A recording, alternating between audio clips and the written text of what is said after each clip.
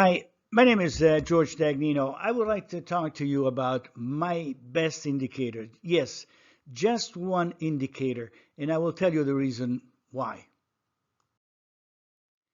All the people I know follow a lot of indicators. You know, when you subscribe to services, they have hundreds of indicators categorized in many different ways. And that I don't understand why. And the reason is that following many indicators is not conducive to superior forecasting. It's not that you're making a better forecast. And the reason is that at some point in time, some indicators that tell you the market is going to go up, or other indicators that tell you the market is going to go down. So which ones are you going to use? Are you use the one that going up or down? Or maybe now you become emotional and because you heard something on CNBC or some television network that the market is going to do something, you bias your view of the market. So using many indicators actually decreases, in my personal humble opinion, the odds of being right.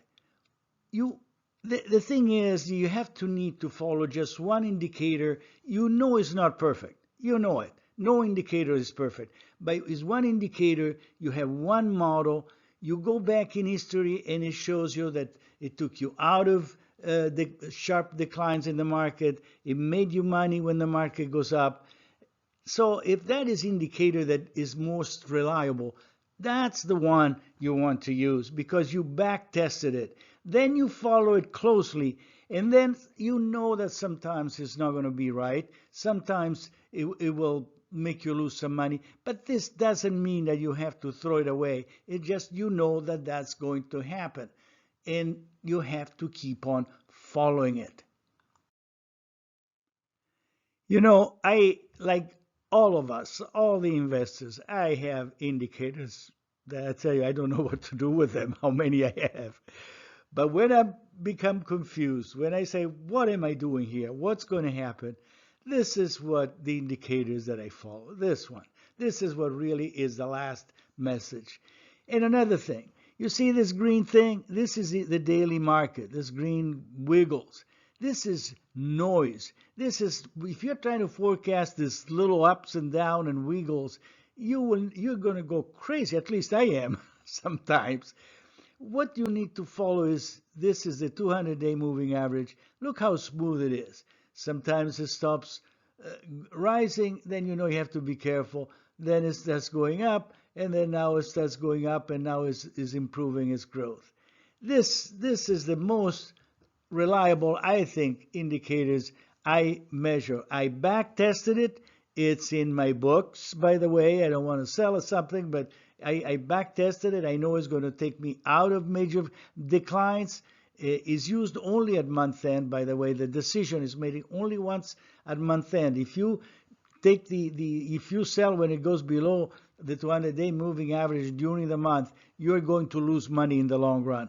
But if you sell at month end, if it is below the moving average, then you sell. If the market is above the moving average at month end, then you stay put and you stay with the market. Right now, for instance, the market is above the moving average, so everything is okay.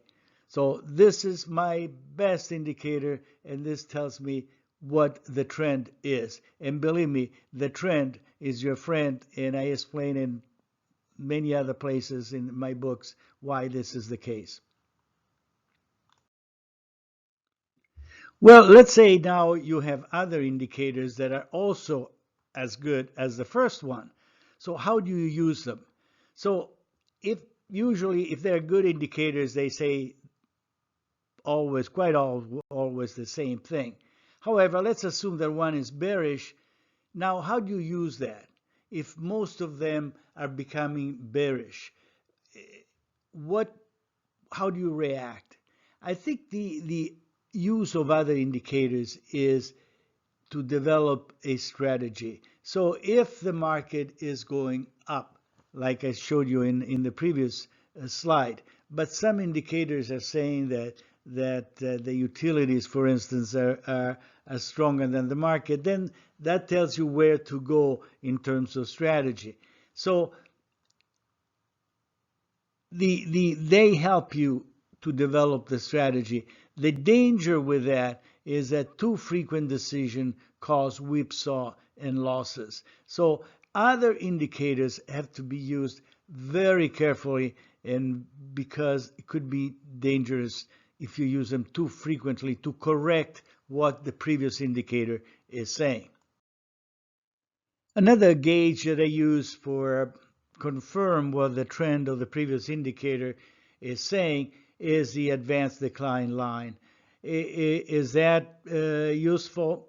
Yes, because it tells you if the momentum of the market is weakening, and sometimes this happens before the previous indicator.